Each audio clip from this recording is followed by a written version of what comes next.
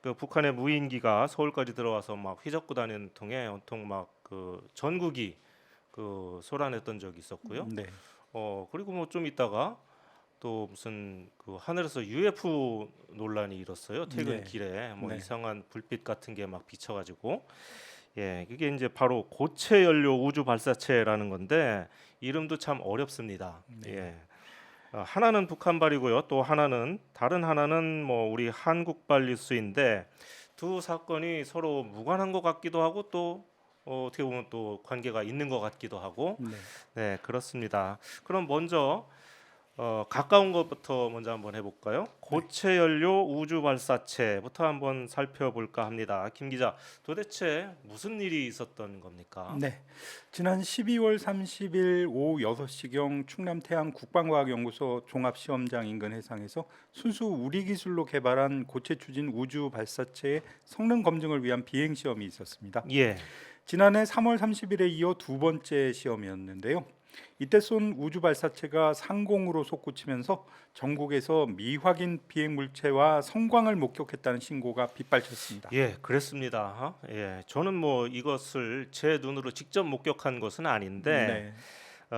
30일 날 이 일이 있었습니다. 그러니까 새해를 바로 이제 이틀 앞둔 그런 시점인데 뒷얘기를 좀 해보면 그 오마이뉴스 그 부서장들이 각 부장들이 사용하는 그런 그 카카오톡 단톡방이 있거든요. 네. 제가 그것을 찾아봤더니 오마이뉴스 사진 부장이 권우성 부장이라고 있습니다. 네. 이분이 오후 6시 16분 발로 사진 한 장을 올렸어요. 바로 이 사진인데요. 사진 좀 올려주시겠습니까?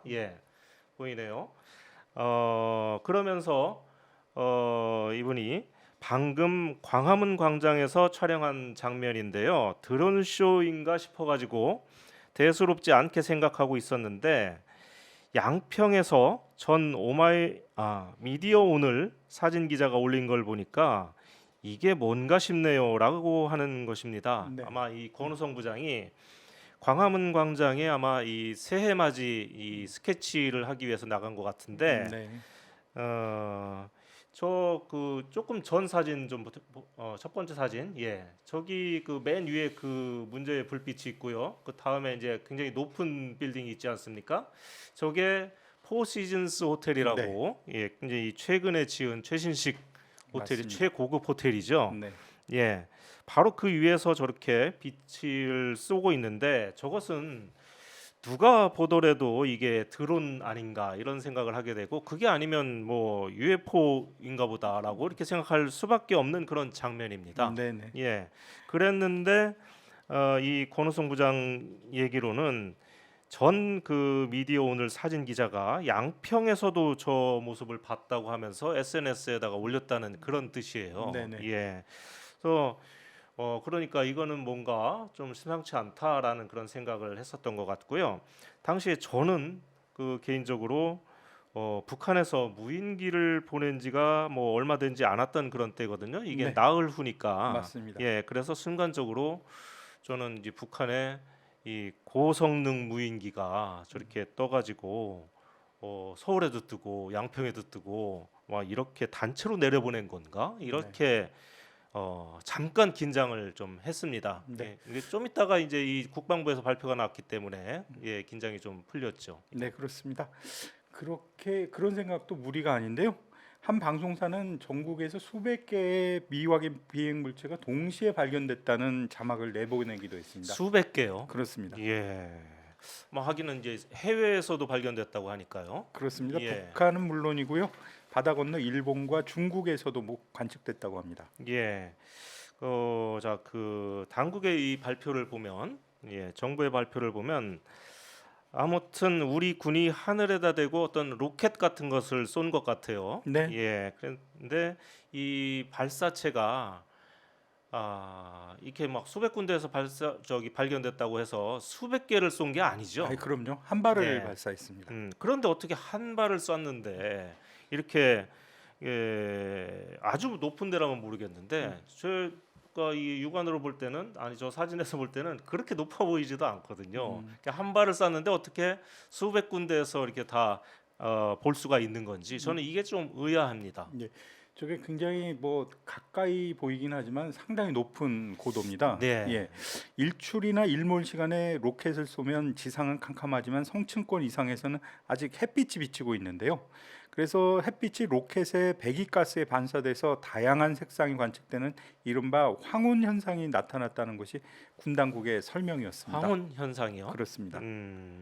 그러면 이제 저게 낮아 보이는데 상당히 높은 예, 고도입니다. 실제로는 성층권 이상, 네, 예, 완전 지구 바깥이란 얘기잖아요. 그렇습니다. 예, 거기에 떠 있는 건데 햇빛 때문에 반사가 돼가지고 저런 네. 현상이 일어난 것이다 이런 얘기네요. 예, 그런데 이 많은 사람들이 좀 분노하는 지점이 이 국방부는 왜 예고도 없이 이렇게 한밤중에 어두운 시간에 이게 완전히 한밤중은 아니지만 이제 이 겨울이라서 이 네. 시간이 좀 어둡거든요. 그렇습니다. 퇴근길이 네네. 이렇게 어두운 시간에 발사를 해갖고 사람을 놀래켰나 하는 이런 얘기가 많아요. 네. 근데 이제 아까 그 김동희 기자가 얘기했듯이 지난 3월에도 1차 시험을 했었는데 그때는 별로 뭐 이렇게 그때는- 소란스럽지 않았거든요. 네네. 네. 불과 나흘 전에 북한 무인기가 영공을 침입해서 이리저리 날아다니는 사건이 있었던 터라 국민들은 더욱 예민한 반응을 보였습니다. 예. 왜 하필 그 시간에 우주 발사체를 쏘았는지에 대해서 국방부 관계자는 영공 및 해상 안전에 대한 사전 조치를 완료했다면서 비행 경로의 해상 구역 안전을 확보하는 과정에서 어민 조업 지장을 최소화하고 기상 상황 등을 종합적으로 고려해서 부득이 어두워진 시간에 시험했다고 해명했습니다. 예. 원래 시험 발사는 12월 마지막 주 낮 시간에 실시될 계획이었는데요.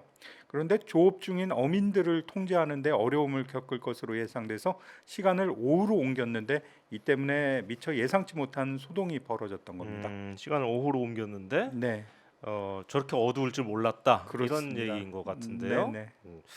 뭐 이런 일을 전문적으로 하는 사람이 잘 몰랐다는 거 잘 이해가 안 가는 그런 측면이 좀 있고 어쨌든 뭐 낮에 조업 중인 그 어민들을 통제하기 위해서 통제하기 어려워서 이렇게 밤에 쐈다는 그런 얘기인 것 같은데 네. 그래도 그렇지 계속 이런 얘기를 하게끔 되는데 이렇게 국민들을 놀라게 해서는 좀 곤란한 거 아니겠습니까? 네.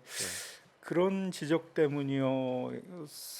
그런 지적이 있어서 그랬는지 새해 들어 지난 2일 군 관계자들이 국방부 기자실을 찾아왔습니다. 예. 그래서 당시 시험을 그렇게밖에 할 수 없었던 이유에 대해서 상세하게 설명하고 관련 영상들도 공개했습니다. 예. 뭐 좀 납득이 가던가요? 분명한 거는 네. 다음번 시험도 미리 공지하지는 못한다는 설명이고요. 아, 그렇습니까? 그 대신에 예. 발사 직후에 바로 음. 알리겠다 이런 약속을 했습니다. 예. 그러네요. 뭐 아무튼 그런 뭐 소동을 겪기는 했지만 그 지금 그 우주 발사체라는 것을 로켓이라고 이렇게 생각을 한다면 네, 그 뭐 나중에 그 설명을 들으니까 뭐 1단, 2단, 3단 뭐 이렇게 얘기를 하는 거 보니까 로켓이 맞는 것 같아요. 예. 그렇습니다. 그런데 우리의 이 로켓 발사 기술이 진일보했다. 뭐 이렇게 볼 수도 있는 것 같습니다. 제가 뭐 이 분야는 잘 모르지만 뭐 로켓이라 부르지도 않고 뭐 우주 발사체라고 하는 것도 어떤 이유가 있을 것 같습니다. 네. 아무래도 로켓이라고 하면은 군사적으로 주변국들을 자극하게 될 소지가 있어서요. 그래서 우주 발사체라고 부르지 않을까 싶습니다. 예. 국방부는 고체 연료 추진 우주 발사체 시험 비행 성공으로 독자적 우주 기반 감시 정찰 능력을 발전시켜 나가겠다고 밝혔습니다. 이번 고체 연료 추진 우주 발사체의 2차 비행 시험 성공은 우리 군의 독자적 우주 전력 건설의 기반을 다지는 중요한 이정표라고 의미를 부여했습니다. 네네. 또 이번 시험 발사 성공을 기반으로 소형 위성이나 다수의 초소형 위성을 지구 저궤도에 투입할 수 있는 우주 발사체를 확보해서 감시 정찰 능력을 획기적으로 발전시킬 것이라고 강조를 했습니다. 국방부는 향후 추가 시험과 기술 검증을 거쳐 오는 2025년쯤에는요 500kg짜리 초소형 합성 개구 레이더 위성을 500km 지구 저궤도에 올릴 계획입니다. 합성 개구 레이더. 예, 예, 좀 이것도 좀 이거는 어렵네요. 뭐 구름이 낀다든가 뭐 네. 이래도 그런데 저기 개의치 않고 아주 상세하게 영상을 얻을 수 있는 예. 그런 레이더입니다. 그러면은 이게 이제 정찰 위성을 쏘아 올릴 수 있는 그런 기술인 것 같습니다. 네, 그러면은 어떤 뭐 지금까지 뭐 군사 정보와 관련해서 하늘에서 찍는 그런 정보는 대부분 다 미군에다가 이렇게 많이 의존을 했는데 네, 미군에 대한 정보 의존을 많이 줄일 수 있겠다는 그런 생각이 듭니다. 네. 예, 그리고 뭐 이게 위성을 얹으면 그 발사체고요. 예, 그 거기 대신에 탄두를 얹으면 미사일입니다. 그러니까. 예, 뭐 크게 기술적으로 음, 차이는 없고요. 고체 연료를 기반으로 한 우주 발사체는 액체 연료 추진 기관에 비해서 상대적으로 가격이 저렴합니다. 또 간단한 구조여서 대량 생산하기가 쉽고요. 발사 직전 연료를 주입해야 하는 액체 연료 추진체와 달리 사전에 연료를 주입해 둘 수 있어서 신속하게 발사할 수 있다는 장점도 있습니다. 정찰 위성 발사라는 목적과는 별개로 고체 연료 대륙간 탄도 미사일에 준하는 기술을 확보한 거란 평가도 나옵니다. 어쨌든 이번 발사 성공으로 우리나라의 우주 발사체 개발이 큰 진전을 이룬 것만은 틀림없는 것 같습니다. 예, 뭐 그냥 우주 발사체도 아니고 여기에다가 자꾸 고체 연료라는 것을 이제 강조를 하는 거 보니까 네, 이게 상당히 큰 의미가 있는 것 같습니다. 예, 그렇습니다. 어떤 뭐 액체 연료보다는 고체 연료가 굉장히 기술적으로 진보한 그런 형태다. 이렇게 네, 봐도 될 수 있겠네요. 예, 그리고 그걸 이제 로켓 기술이니까 그걸 언제든지 군사용으로 전환을 할 수가 그렇습니다. 있다. 이런 네, 얘기죠. 또 이 대륙간 탄도 미사일이니까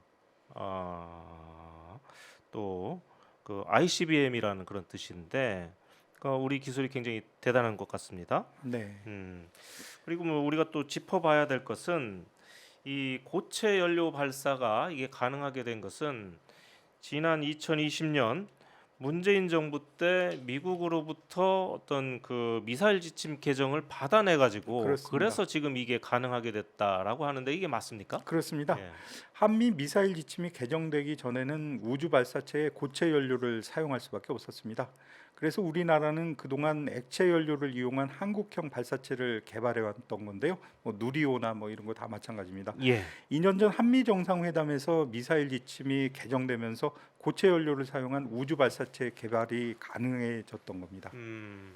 그러면 이제 지침이 이제 풀렸는데 네, 이제 미국이 이렇게 속박하고 있었던 그런 상황에서 벗어난 지가 불과 2년밖에 안 됐는데 그렇습니다. 이런 성과를 이뤄낸 거잖아요. 혹시 뭐 지침이 풀리기 전에 이미 어느 정도의 이 기술력은 우리가 갖고 있었기 때문에 그런 게 아닌가 하는 생각이 들고 아무튼 뭐 국민을 좀 놀라게 한 점은 굉장히 좀 아쉽지만 다시 한번 우리 국방 기술력을 칭찬할 수밖에 없는 것 같습니다. 네. 예. 지금 한참 얘기를 했는데 아직도 본론은 들어가지 않고 있습니다.